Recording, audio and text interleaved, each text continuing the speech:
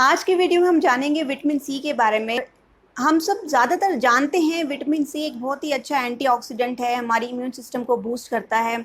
इतना तक जानते हैं कि विटामिन सी के सप्लीमेंट्स लेने चाहिए, इस समय बहुत ज़रूरी है, ये हमारे लिए हेल्दी है। और इस समय जब हम जानते हैं कि वायरसेस इतना ज़्यादा फैल रहा है, तो इसलिए विटामिन सी बहुत ज़रूरी है। इनफैक्ट आजकल जो है मेडिकल शॉप पे भी विटामिन सी जो है आउट ऑफ स्टॉक हो रहा है, वो मिल नहीं रहा है। लेकिन इसके अलावा विटामिन सी की बहुत सारी बातें हैं जो हमें जाननी ज़रूरी है। हमें ये जानना ज़रूरी है कि हम उसको अपने फूड में किस तरह से लें, और अगर हम सप्लीमेंट लेते हैं तो कितना इफ़ेक्टिव उस वो हमारे लिए रहे, उसे किस तरह से लिया जाए।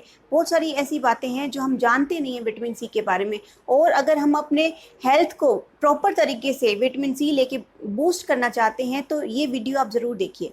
विटामिन सी एक बहुत ही एसेंशियल विटामिन है जो हम एक्सटर्नल सोर्स से लेते हैं, क्योंकि हमारी बॉडी खुद से नहीं बना पाती।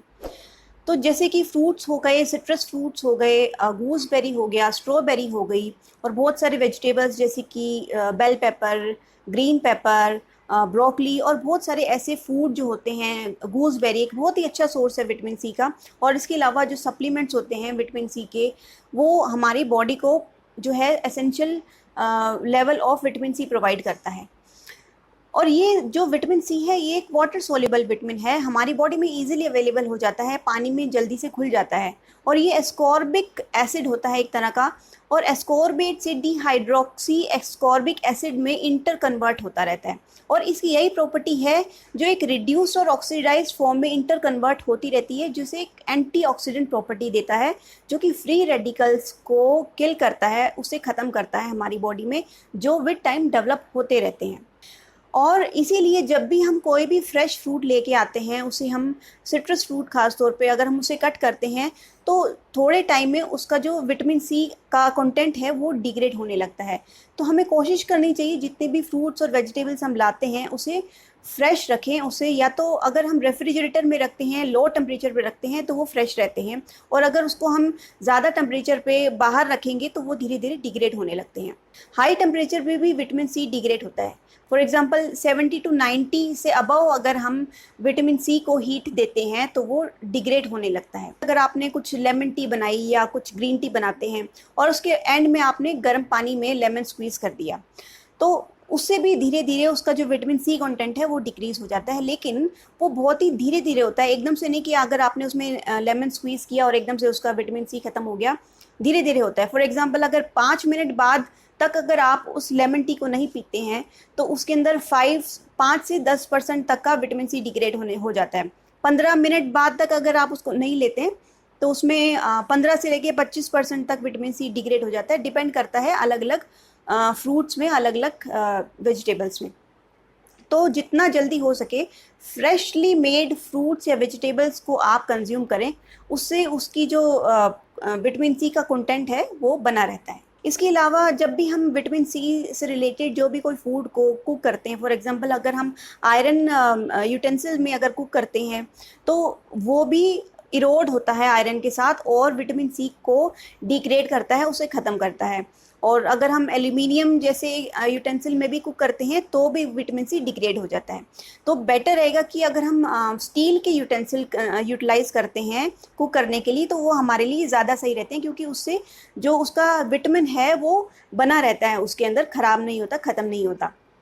या आप अर्दन कुकवेयर यूज़ कर सकते हैं, वो भी बहुत अच्छा है।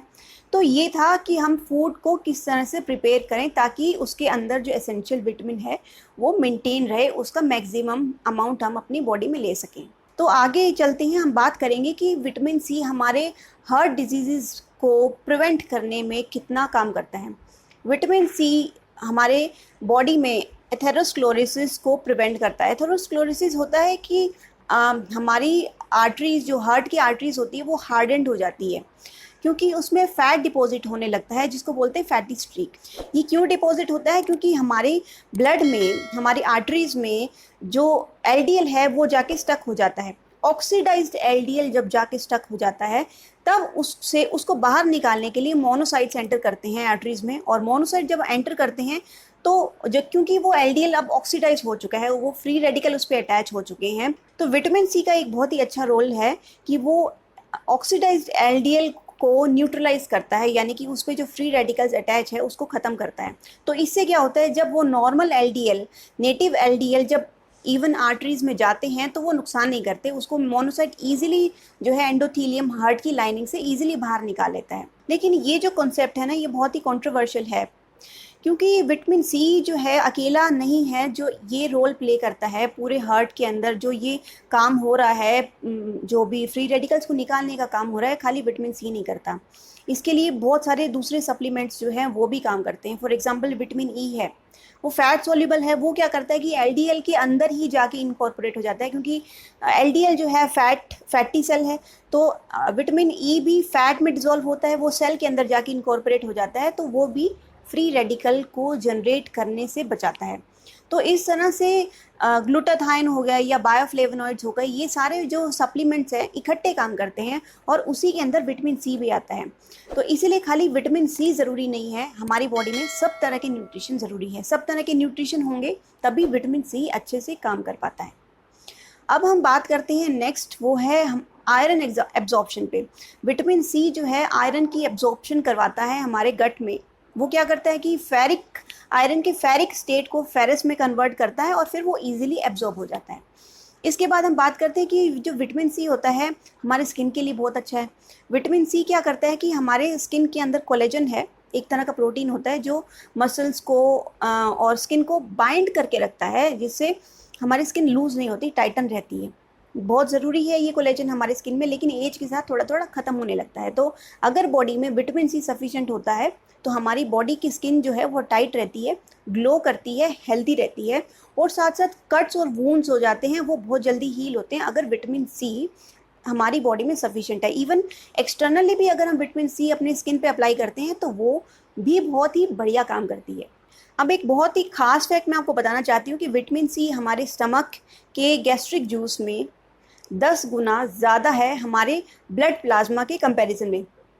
अब क्यों? क्योंकि हमारे गैस्ट्रिक जूस में 10 गुना ज़्यादा विटामिन सी क्यों होता है, ताकि हमारा जो स्टमक का लाइनिंग है वो इरोड ना हो जाए, ख़राब ना हो जाए, वहाँ पे अल्सर्स ना हो जाए। इसलिए विटामिन सी इतना ज़्यादा क्वांटिटी में हमारे गैस्ट्रिक जूस में होता है। और ये देखा गया है रिसर्च में कि जिन लोगों को गैस्ट्राइटिस की ज़्यादा प्रॉब्लम रहती है या हेलिकोबैक्टर पायरोली इन्फेक्शन ज़्यादा जिनमें देखा गया है, उनमें पाया गया है कि उनको उनके ब्लड में विटामिन सी की कमी पाई गई है। तो विटामिन सी अगर हम रेगुलरली लेते रहते हैं तो हमारे स्टमक के लिए, गैस्ट्रिक अल्सर्स के लिए भी बहुत फ़ायदेमंद है। इसके साथ साथ देखा गया है कि विटामिन सी लेने से कॉमन कोल्ड, फ्लू या कफ जैसी प्रॉब्लम जो होती है उसको ख़त्म तो नहीं करती, लेकिन उसकी सिवियरिटी को या उसकी ड्यूरेशन को कम कर देती है।